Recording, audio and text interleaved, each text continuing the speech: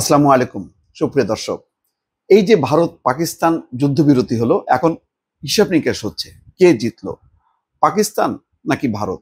ভারতের নরেন্দ্র মোদী জাতির উদ্দেশ্যে ভাষণে এমন একটা ভাব প্রকাশ করলেন যে তারা যুদ্ধে জিতে গেছেন, শুধুমাত্র এবারের মতন মানে ক্ষমা করে দিলেন পাকিস্তানকে। পাকিস্তান কিন্তু অতটা হইচই করছে না, কিন্তু যুদ্ধবিরতির পরপরই পাকিস্তান বিজয় উল্লাস করেছে। কেন করেছে তার হিসাব নিকাশ তাদের কাছে। কিন্তু আসেন, ভারতই তো প্রথম হিট করলো পাকিস্তানে। হিট করার পরে কি হলো? তাহলে নরেন্দ্র মোদীর যে ভাষণ, সেই ভাষণে তো উজ্জীবিত হওয়ার কথা ভারতের লোকজন, বিশেষ করে তার দল বিজেপি। কিন্তু তার দল বিজেপি কি খুব খুশি হলো? না, খুশি হয়নি। কেন খুশি হয়নি আমি একটা সংবাদ বিশ্লেষণ করি। তার আগে দর্শক আপনাদেরকে অনুরোধ করছি যে ভারত পাকিস্তান দুই দেশের মধ্যে সাম্প্রতিক যে পরিস্থিতি, সেই পরিস্থিতির নানা খবরাখবর এবং বিশ্লেষণ আপনাদের যদি পছন্দ হয়ে থাকে তাহলে অবশ্যই ভয়েস বাংলা চ্যানেলটি সাবস্ক্রাইব করুন এবং সেই সাথে লাইক এবং শেয়ার দিন। আসুন আমরা এখন বিশ্লেষণ করি কি ঘটলো শেষ পর্যন্ত। একটা খবরের শিরোনাম বলি। প্রথম আলো প্রকাশ করেছে, ভারত পাকিস্তান যুদ্ধ বিরতিতে কেন বিজেপি সমর্থকদের বুকে জ্বালা ধরেছে। তথ্যসূত্র scroll.in। এই শিরোনাম দেখে নিশ্চয়ই বুঝতে পারছেন যে যেমন আত্মপ্রসাদ নিয়ে নরেন্দ্র মোদী জাতির উদ্দেশ্যে ভাষণে একটা বিশাল একটা ভাব দেখালেন, তার নিজের দল কিন্তু মনে করছে না যে ভারত এই যুদ্ধে জিতেছে, বরং তারা মনে করছে যে পাকিস্তান আক্রমণ করার সাথে সাথেই বিকেলবেলায় যুদ্ধবিরতি, তার মানে ভারত আত্মসমর্পণ করলো। ভারত আমেরিকার কথা শুনতে বাধ্য হয়েছে। ভারত মধ্যপ্রাচ্যের শক্তিধর দেশগুলোর অনুরোধ উপেক্ষা করতে পারেনি, বা একভাবে ভারত পরিস্থিতি আঁচ করতে পেরেছে।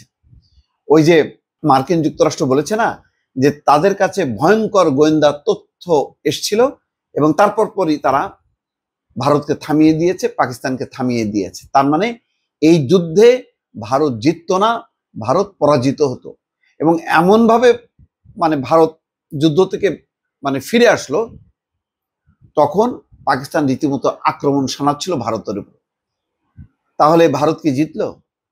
জেতে নাই। এটা নরেন্দ্র মোদীর দল বিজেপির নেতাকর্মীরা ঠিকই বুঝেছে। এই জন্যই বলা হচ্ছে যে বিজেপির সমর্থকদের বুকে কেন জ্বালা ধরেছে। ভারতীয় জনতা পার্টি শুক্রবার নিজেদের সামাজিক যোগাযোগ মাধ্যম এক্সের অ্যাকাউন্টে লিখেছে, জাসনা নাহি আব রন হোগা। এর অর্থ দাঁড়ায় অনুরোধ নয়, এবার যুদ্ধ হবে।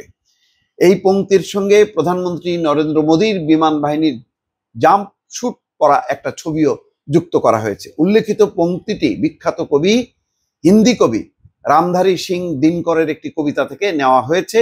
এটি যখন পোস্ট করা হচ্ছিল তখন উত্তেজনা এমন পর্যায়ে পৌঁছেছিল যে মনে হচ্ছিল ভারত পাকিস্তান একটি যুদ্ধে জড়িয়ে পড়েছে, কিন্তু শেষ পর্যন্ত তা হয়নি। বিজেপির ওই পোস্টের 24 ঘন্টার একটু বেশি সময় পর মার্কিন প্রেসিডেন্ট ডোনাল্ড ট্রাম্প সহ দেশের অন্যান্য কর্মকর্তা সামাজিক যোগাযোগ মাধ্যমে ভারত পাকিস্তানের মধ্যে যুদ্ধবিরতির ঘোষণা দেয়। ফলে সংঘাত হঠাৎ করে থেমে যায়। যুদ্ধবিরতির ঘোষণার পর দুই দেশের বেশিরভাগ মানুষ, বিশেষ করে সীমান্তবর্তী মানুষ স্বস্তি প্রকাশ করে, শান্তি প্রকাশ করে যে আর গোলাগুলিতে তাদের প্রাণ হারাতে হবে না। কিন্তু উগ্রবাদী হিন্দুরা যুদ্ধবিরতির ঘোষণায় খুশি হতে পারেনি। এই ঘোষণায় তারা হতাশ এবং ক্ষোভ প্রকাশ করছে। হিন্দুত্ববাদী কর্মী, সরকারপন্থী সংবাদ মাধ্যমের ব্যক্তিত্ব, এমনকি বিজেপির নেতারাও সামাজিক যোগাযোগ মাধ্যমে নরেন্দ্র মোদীর এই সিদ্ধান্তে পরিষ্কারভাবে অসন্তোষ প্রকাশ করেছে। তাদের মতে শক্তিমত্তার দিক থেকে এগিয়ে থেকেও যুদ্ধবিরতির মাধ্যমে ভারত আত্মসমর্পণ করেছে। বিজেপির সমর্থক শেফালি বৈদ্য তার সামাজিক যোগাযোগ মাধ্যমে জানিয়েছে, স্পষ্টতই এগিয়ে থাকার পরও যখন আপনি সরে দাঁড়ান তা কিছুটা হতাশজনক মনে হয়। তবে দেশের নেতারা যে সিদ্ধান্ত নিয়েছে সেটার উপর নিজের ভরসা রয়েছে বলেও তিনি জানান। তার মানে বিজেপি নেতারা হতাশ হয়েছেন, ক্ষুব্ধ হয়েছেন, এবং রাহুল গান্ধী এখন বলছেন যে লোকসভায় এই যুদ্ধবিরতির বিষয়টি প্রকাশ্যে আনতে হবে, আলোচনা করতে হবে, কেন কোন প্রেক্ষিতে ভারত যুদ্ধ থেকে ফিরে আসলো। নরেন্দ্র মোদী বিপদ বুঝতে পেরেছে, তিনি সাথে সাথে সশস্ত্র বাহিনী, নিরাপদ প্রতিরক্ষা মন্ত্রী এবং অন্যান্যদের সাথে আলাপ আলোচনা করে জাতির উদ্দেশ্যে এমন একটা যুদ্ধংদেহী মনোভাব নিয়ে তিনি ভাষণ দিয়েছেন, যাতে মনে করা হচ্ছে যে না, ভারত যেন জয়ী হয়েছেন। কিন্তু আসলে ঘটনাটা কি, সেটা এখন ভারতের সাধারণ মানুষ বুঝতে পারছে। দর্শক, ভালো থাকবেন। আল্লাহ হাফেজ।